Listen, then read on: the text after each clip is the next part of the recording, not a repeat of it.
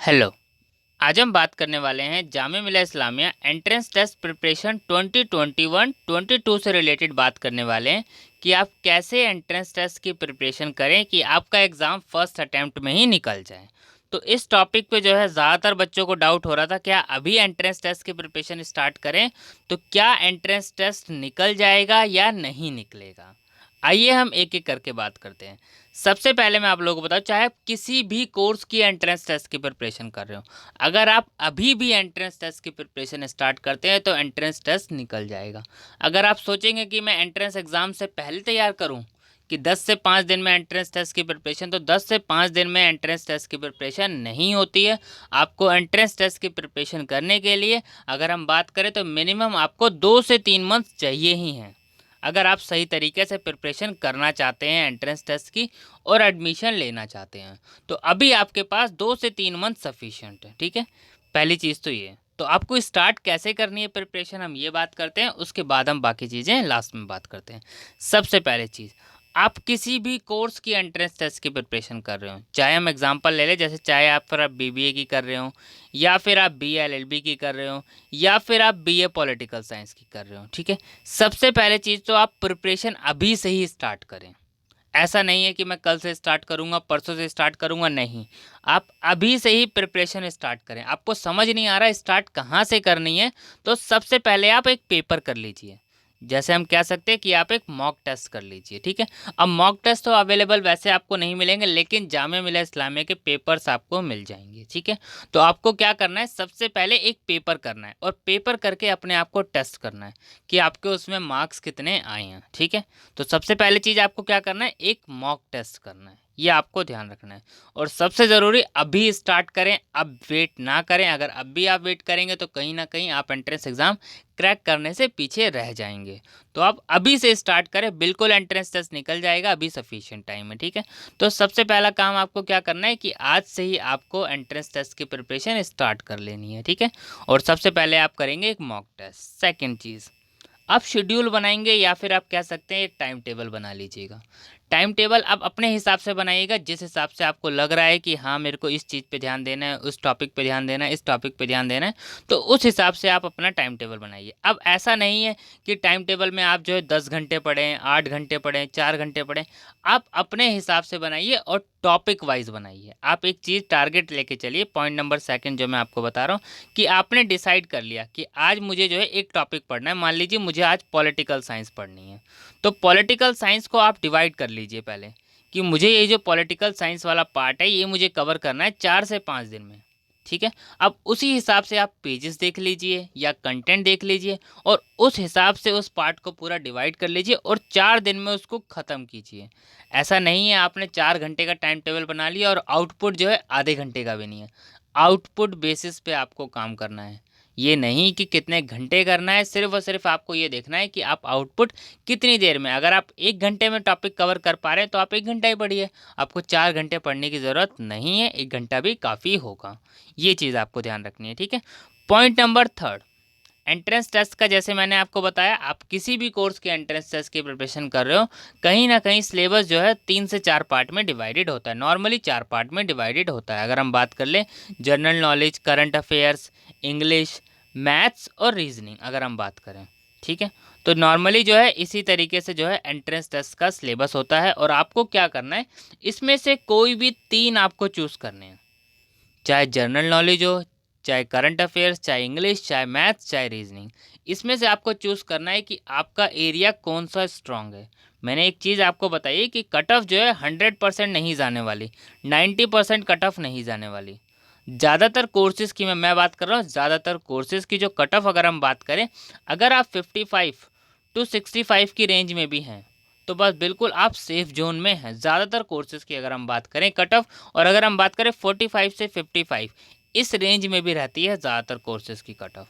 तो आपको अपने कोर्स की प्रिपरेशन स्टार्ट करने से पहले उसकी एक बार कट ऑफ देख लीजिए, ठीक है।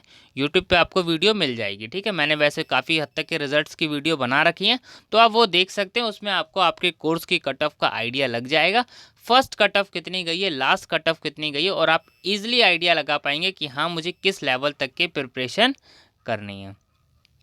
ये चीज़ क्लियर हो गई होगी, ठीक है।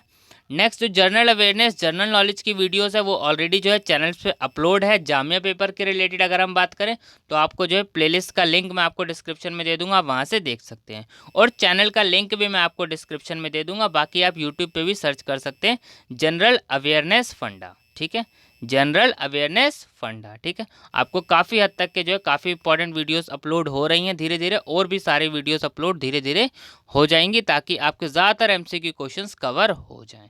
पर आपको क्या करना है, अब रीजनिंग्स भी अपलोड होना शुरू हो जाएगी धीरे धीरे, ठीक है।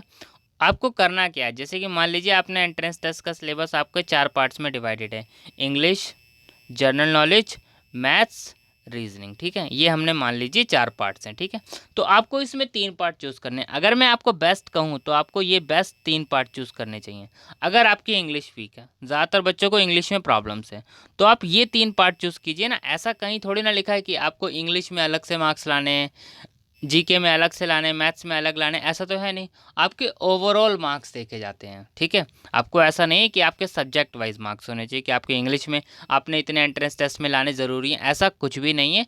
आपको टोटल लाने ज़रूरी है। तो टोटल अगर हम बात करें, आप 120 मार्क्स के अगर आप इंग्लिश साइड भी कर दें मान लीजिए, तब भी आपके पास 80 मार्क्स का कंटेंट बचता है, आप उस पर फोकस कीजिए। तो जिन बच्चों को इस चीज़ पे डाउट्स है, और दूसरी चीज़ कि इंग्लिश के लिए कौन सी बुक लें, देखिए इंग्लिश के लिए नॉर्मली अगर मैं बात करूं तो कोई बुक नहीं आती ऐसी, फिर भी आप प्रैक्टिस करने के लिए कोई सी भी बुक ले सकते हैं। अरिहंत की ले सकते हैं, आप ल्यूसेंट की ले सकते हैं, दोनों बुकें ओके है, कोई दिक्कत नहीं अगर आपको प्रैक्टिस करनी है।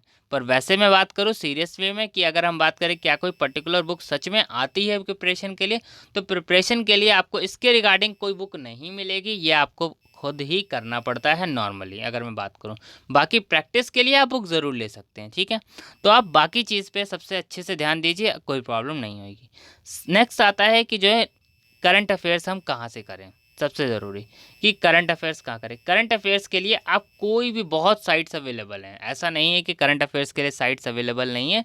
आपको लिमिटेड करंट अफेयर्स करने हैं। देखिए ऐसा नहीं है कि आप जो है करंट अफेयर्स बहुत ज़्यादा कर ले, आप इंपॉर्टेंट करंट अफेयर्स पे फोकस कीजिए, क्योंकि ज़्यादातर कहीं ना कहीं होता है कि करंट अफेयर्स के किस टाइप के क्वेश्चन आने ये आप भी नहीं जानते और कोई भी नहीं जानता। तो आपको करंट अफेयर्स पे फोकस अच्छा रखना है। ऐसा नहीं है कि आपको करंट अफेयर्स खाली ऐसे ही छोड़ दें।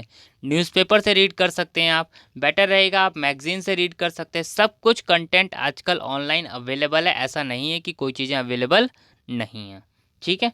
तो आपको करंट अफेयर्स पे भी फोकस रखना है। सबसे ज़्यादा आपको जनरल नॉलेज, करंट अफेयर्स दोनों चीज़ें आपको अच्छे से करनी है, क्योंकि कहीं ना कहीं अगर हम बात करें इसके क्वेश्चन जो होते हैं 40 एमसीक्यू क्वेश्चन होते हैं। देखिए कभी कभी करंट अफेयर्स ज़्यादा आ जाते हैं और कभी कभी करंट अफेयर्स बहुत कम आते हैं। ऐसा नहीं है कि करंट अफेयर्स ज़्यादा आने हैं, एक लिमिट में आना है। अगर हम नॉर्मली आप पेपर्स को ध्यान से देखेंगे तो कई पेपर में आपको करंट अफेयर्स बिल्कुल ना के बराबर मिलेंगे, और जो कई करंट अफेयर्स होते हैं वो सही मायने में करंट अफेयर्स बहुत सारी चीज़ें नहीं होती हैं। तो ये भी चीज़ आपको ध्यान रखना है, ठीक है। तो अगर आप पास्ट ईयर पेपर कवर करेंगे तो आपको बहुत आइडिया उससे लग जाएगा कि हमें कैसे प्रिपरेशन करनी चाहिए। नेक्स्ट बात करते हैं, जब आप ये सारी चीज़ें कर लेंगे और आपको हर चीज़ का जैसे जैसे आप पढ़ाई कर रहे हैं उसके नोट्स साथ साथ बनाने हैं, ठीक है। जितना हो सके आप नोट्स बनाइए, उतना आपके लिए बेटर रहेगा, क्योंकि जब आप नोट्स बनाएंगे तो नेक्स्ट टाइम जब आप रिवीजन करेंगे तब आपको अब बुक से प्रिपरेशन नहीं करनी, अब आपको सिर्फ और सिर्फ नोट्स पढ़ने हैं। क्योंकि जितना आपने पढ़ा है आपको उसको एक जगह रखना पड़ेगा। अगर आप उसको जो है इधर उधर करके रखेंगे तब आपको प्रॉब्लम हो जाएगी। मान लीजिए आपने जो है 5 बुक से पढ़ लिया और रिवीजन आपने एक बुक की भी नहीं करी, तो ये सारा जो आपने पढ़ा कहीं ना कहीं जो है उतना अच्छा आउटपुट नहीं देगा। लेकिन आपने एक ही बुक से पढ़ा है और उसी बुक को आपने 5 बार रिवीजन करी है, अब अगर उस बुक से कोई भी क्वेश्चंस आ गया तो आप अच्छे से अटैम्प्ट कर पाएंगे, क्योंकि आपको पता है कि आपने उसकी रिवीजन अच्छे से दी है।